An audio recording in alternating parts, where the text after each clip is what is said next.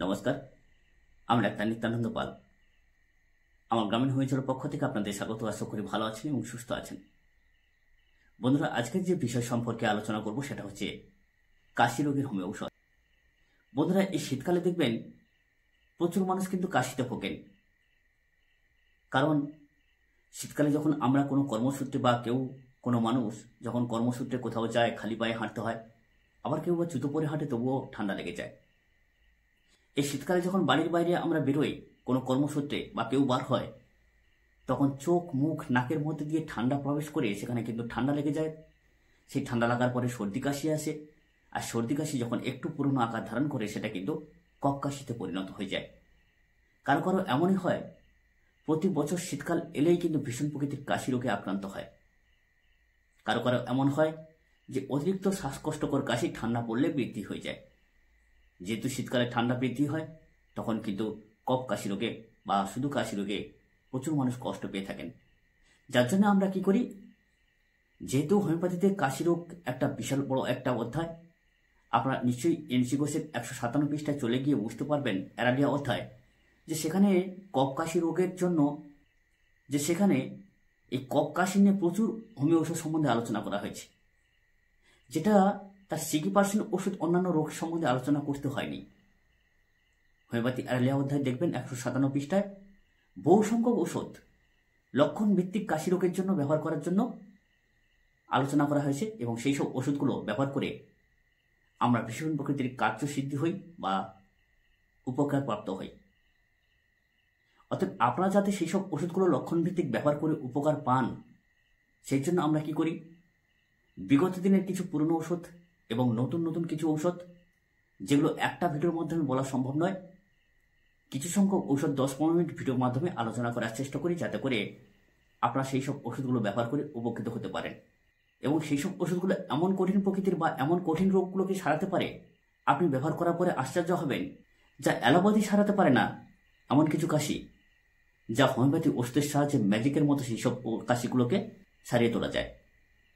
যেমন উদাহরণস্বরূপ বলতে গেলে বলতে হয়, ধরুন আপনার বংশগত কোনো কাশি, পূর্বপুরুষগতভাবে কারোর নিমোনিয়া হয়েছিল, সেই বংশগত দোষ আপনার মধ্যে ছড়িয়ে পড়েছে। সেই বংশগত দোষটাকে নষ্ট করতে পারে একমাত্র হোমিওপ্যাথি।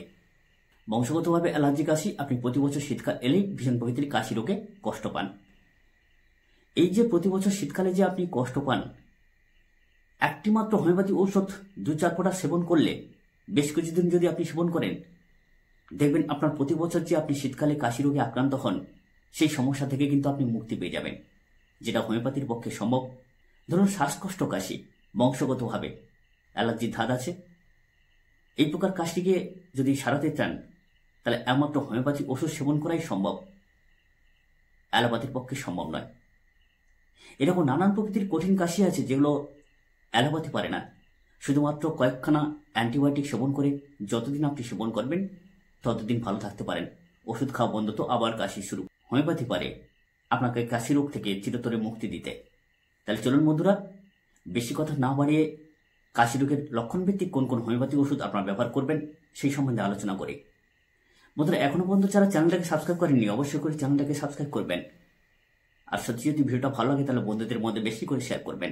এই কাশি রোগের জন্য প্রথম যে হোমিও ওষুধ সম্বন্ধে আলোচনা করব, সেটা আপনারা নিশ্চয়ই বিগত ভিডিওতে দেখেছেন, যে প্রতি বছর শীতকাল এলেই যে কাশি, সেখানে কিন্তু আপনারা সরিনাম ব্যবহার করবেন, একটু উচ্চ পোটেন্সি অর্থাৎ 1 পোটেন্সিতে ব্যবহার করবেন। দেখবেন প্রতি বছর শীতকালে যারা কাশি রোগে আক্রান্ত হন, তারা কিন্তু এই ওষুধটাকে কন্টিনিউ 1-2 মাস যাবৎ সেবন করলে মন্ত্রবৎ কাশ পাবেন, এবং আগামী ভবিষ্যতে আপনার কিন্তু এই শীতকালীন কাশি রোগে আপনি কষ্ট পাবেন না। এবারে আসি লক্ষণ ভিত্তিক কিছু ঔষধ।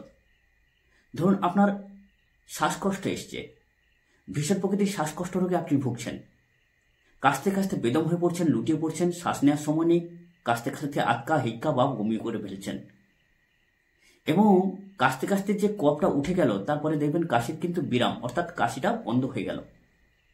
পরবর্তীতে আবার 1-2 ঘন্টা পরে কাশির উদ্বেগ একইভাবে। কিন্তু সব থেকে মেন পয়েন্ট বা বড় পয়েন্ট কি লক্ষ্য করবেন, যে কাশতে কাশতে শ্বাসকষ্ট ভাব, হাঁ করে করে দম নিতে হচ্ছে, দম হাইপাই করছে, জান হাইপাই করছে, এবং কাশতে কাশতে আটকা বা হিক্কা ভাব। এবং গলা বুক সঙ্গে যদি সাঁই থাকে সেখানে কিন্তু অবশ্যই করে ইপিকাক 6 কে ব্যবহার করবেন। 1 ঘন্টা অন্তর ঘন ঘন প্রয়োগ করুন, দেখবেন দারুণভাবে কাজ পাবেন।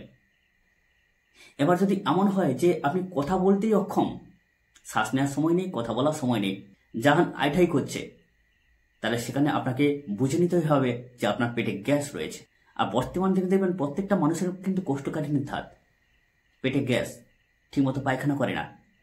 এই পেটে গ্যাস, ঠিকমতো পায়খানা করে না, মেজাজ খিটখিটে, পিত্ত প্রকৃতির ধাতু, এইরকম কিন্তু প্রত্যেকটা মানুষের মধ্যে দেখা যাচ্ছে। যার জন্য আপনারা কি করবেন, পর্যায়ক্রমে ব্যবহার করবেন ব্রায়োনিয়া 30 বা 200 পটেন্সি। আমি আমার বাস্তব অভিজ্ঞতা থেকে বলছি যে আপনার ব্রায়োনিয়া ইপিকাক যদি একসঙ্গে পর্যায়ক্রমে ব্যবহার করেন, ধরুন আপনি ইপিকাক 6 ব্যবহার করলেন, 1 ঘন্টা পরে ব্রায়োনিয়া 30 ব্যবহার করলেন, এরকম সকাল দুপুর বিকাল রাত্রে যদি 4 বার করে ব্যবহার করেন, গলা ঘরঘর সাঁই, অতিরিক্ত শ্বাসকষ্ট, কাশতে কাশতে বেদম হয়ে পড়ছেন, রাত্রিতে কাশিতে উঠে বসতে হচ্ছে, এরকম সমস্যা থেকে আপনি আশ্চর্যভাবে ফল পাবেন।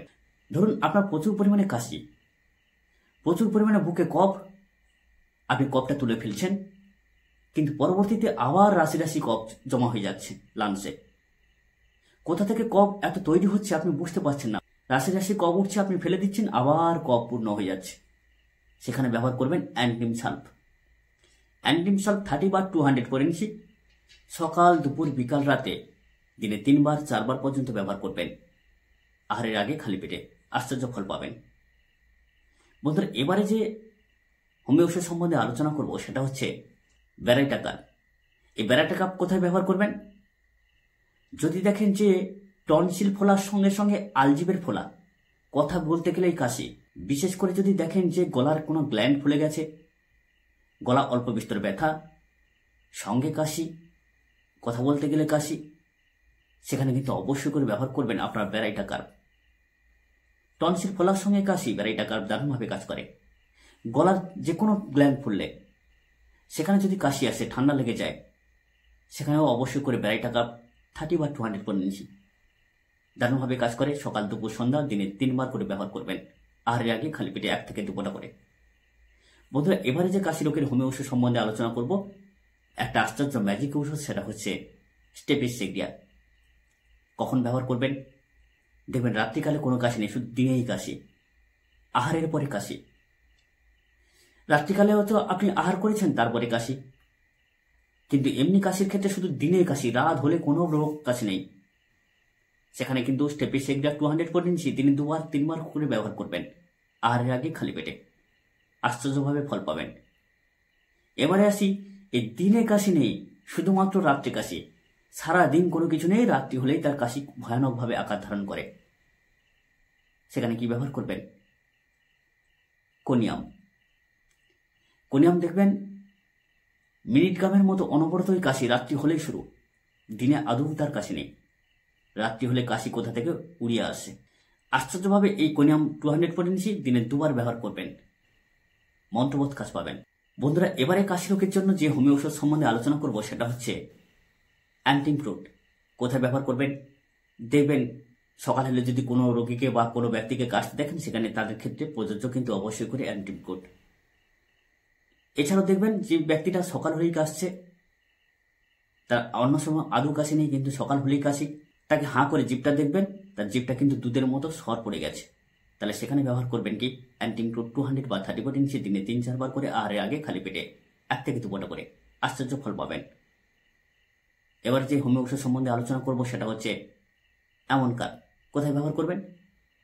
ভোরে কাশি, আপনি শুয়ে আছেন, দেখবেন কোথা থেকে কাশির আওয়াজ চলে আসছে ভোরের দিকে, ভোর হলেই কাশি, আর ভোর হলেই কাশি দেখবেন পেটে গ্যাস হয়, আর সেখানে কিন্তু অ্যামনকার দারুণভাবে কাজ করে। শুধুমাত্র ভোরের কাশি, অ্যামনকার 200 পটেন্সি দিনে 3-4 বার করে ব্যবহার করবেন, আশ্চর্য ফল পাবেন। 30 বা 200 পটেন্সি 1 থেকে 2 ফোঁটা করে। বন্ধুরা, এবারে যে কাশির জন্য হোমিও ওষুধ সম্বন্ধে আলোচনা করব সেটা হচ্ছে কোষ্টিকাম। কোথায় ব্যবহার করবেন? কাশতে কাশতে প্রস্রাব করে ফেলা, 2-4 ফোঁটা প্রস্রাব হয়ে যাওয়া, সঙ্গে গলা সুসুস করে কাশি, গলা রুম রুম করে কাশি, এরকম কাশির ক্ষেত্রে কিন্তু কোষ্টিকাম দারুণভাবে কাজ করে। যদি এমনই দেখেন যে সকাল হলে হালকা বিস্তর গলা ব্যথা, আর সে গলা ব্যথার সঙ্গে গলা নুম নুম করে কাশি, কোষ্টিকাম 200 পটেন্সি যদি আপনি সেখানে ব্যবহার করেন, আশ্চর্যভাবে ফল পাবেন। এবারে যে হোমিও ওষুধ সম্বন্ধে কাশি রোগের জন্য আলোচনা করব সেটা হচ্ছে শিলা বা স্কুইলা একটাই ওষুধ, দুটো নামে পরিচিত। কেউ শিলা বলতে পারেন, কেউ স্কুইলাও বলতে পারেন। দেখবেন বিবাহিত মহিলারা যারা 2-1টা সন্তানের মা হয়ে পড়েছেন, তাদের দেখবেন 100 জনের যদি কাশি হয় 95 জন কাশতে গিয়ে প্রস্রাব করে ফেলে। যদি 2-1 দিন কাশিটা পুরনো হয়ে যায়, ধরুন আজকের কাশি হয়েছে, যদি 2 দিন পেরিয়ে যায় দেখবেন কাশতে গেলে প্রস্রাব করে ফেলে। অর্থাৎ সেখানে কিন্তু স্কুইলা বা শিলা মন্ত্রবোধ কাজ করে। 34 ইঞ্চি দিনে 3-4 বার করে ব্যবহার করবেন। বন্ধুরা, আপনারা এই যে কাশতে গিয়ে প্রস্রাব করে ফেলা, এইরকম সমস্যার ক্ষেত্রে কিন্তু আপনারা দুটো ওষুধকে ব্যবহার করতে পারেন পর্যায়ক্রমে। কোষ্টিকাম 200 সকাল বিকাল আহারের আগে 1 থেকে 2 ফোঁটা করে ব্যবহার করবেন। শিলা বা স্কুইলা দুপুর রাত্রে আহারের আগে 1 থেকে 2 ফোঁটা করে ব্যবহার করবেন। বন্ধুরা, শীতকালে কিন্তু আর এক প্রকার কাশি দেখা যায়।